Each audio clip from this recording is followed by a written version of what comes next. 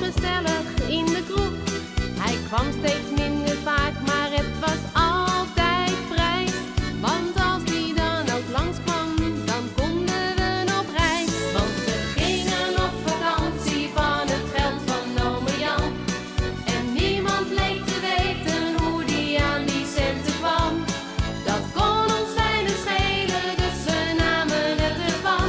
Niks te klagen, niet naar vragen. Wat hebben we plezier gehad van ome Jan zijn geld. En daarom was ook iedereen enorm op hem gesteld. En waar hij het vandaan had, heeft nog niemand ons verteld. Oh, die lieve ome Jan. Nu heb ik maanden niets gehoord en ben naar hem op zoek.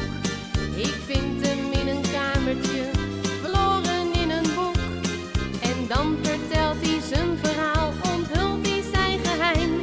Hoe hij het voor elkaar kreeg, zo'n goeie oom te zijn.